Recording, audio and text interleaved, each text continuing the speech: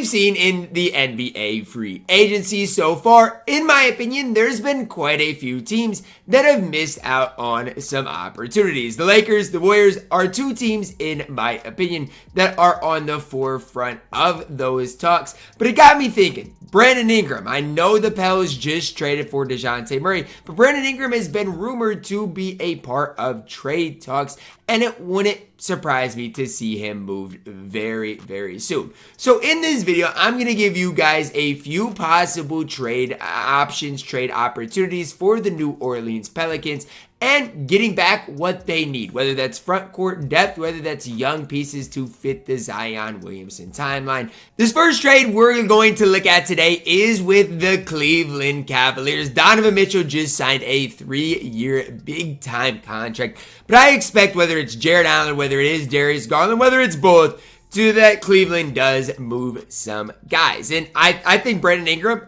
next to Donovan Mitchell would kind of be a decent fit. So in this trade, the Pelicans would give up Brandon Ingram and Jose Alvarado, getting back the much-needed big man in Jared Allen as well as Caris LeVert. I think this is a trade that honestly helps both teams out as far as a fit standpoint. Again, Brandon Ingram in Cleveland is a good fit. You put Jared Allen next to Zion as well as, CJ McCollum, some other really solid options, really solid players, DeJounte Murray. It would be interesting Zion playing with an inside big, but I think that's what is going to happen. I think that's where we're going to get to, and I really like this trade for both teams. The next trade here would be with the Sacramento Kings, who have been heavily rumored to be in conversations for BI. Now this one, again, you're looking at Sacramento kind of assembling that big three. I don't even know if I want to call it a big three when you're talking about Fox, Sabonis, and Brandon Ingram. Not that that's a bad big three, but it's just kind of a gross big three in my opinion.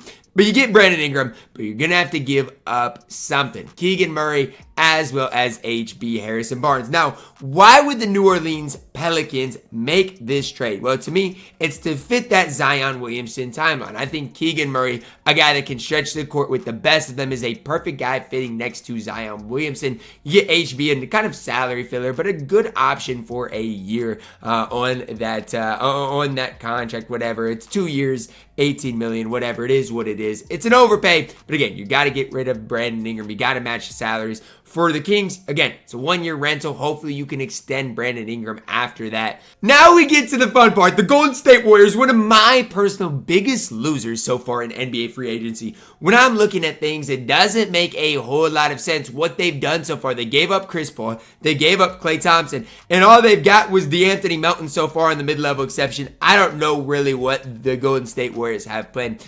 This is a trade that I could see benefiting both teams. Again, the Warriors cannot waste Steph Curry. They can't. Steph Curry has a few more years in which he is going to be one of the best players in the league. You can't waste those. So in this trade, I got the Golden State Warriors giving up Andrew Wiggins and Jonathan Kuminga, and in return getting Brandon Ingram. Now let's talk about it from the Warriors side first. The Warriors losing out on Klay Thompson, getting rid of CP. They need another guy that can kind of go get a bucket, and I think this would be a good fit. BI, kind of an off-brand KD in a way that you could give him a lot of one-on-one ISO type situations in that mid-range with Steph Curry running off screens. Give him a little less attention, for BI, and just could kind of be that volume scorer at the age of 26. Now, for the Pelicans, what's interesting here, you get a young asset, one of the, in my opinion, greatest assets out there right now. At the age of 21 years old is Jonathan Kuminga. I think he's going to grow into an absolutely fantastic NBA player. Then you get Andrew Wiggins on kind of, he's a solid player. I'm not going to hate on him, but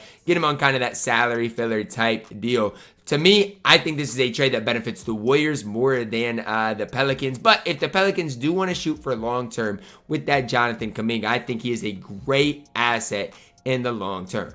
The next trade we're going to look at is the Pelicans and the Hawks. Now, I know they've already made a deal regarding DeJounte Murray, and it's weird that Brandon Ingram wasn't in that trade, but I think the Hawks still want to stay competitive. They don't own their draft picks right now, so there's no point in them really tanking. Like, they gave up their draft picks, their draft capital, so what's the point of the Atlanta Hawks tanking?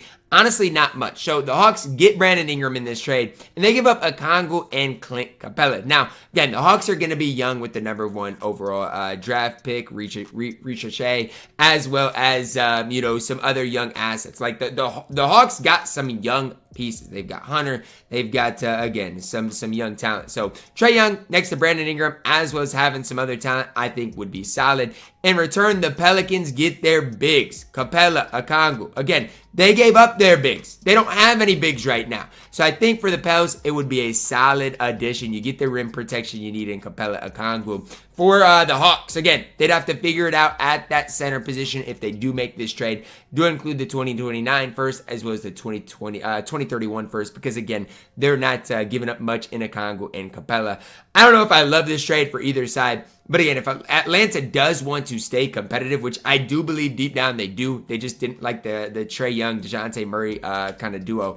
This is the type of trade Atlanta would need to make. Now, when I think of Brandon Ingram, I think he's a young, talented player in this league. And I think in the right spot, with the right fit, could be a big-time asset. Whether it's the Warriors, whether it is the Atlanta Hawks, any of those teams that could use a second type of option, especially scoring-wise, that need scoring, I think BI is a perfect fit for. So where will he end up?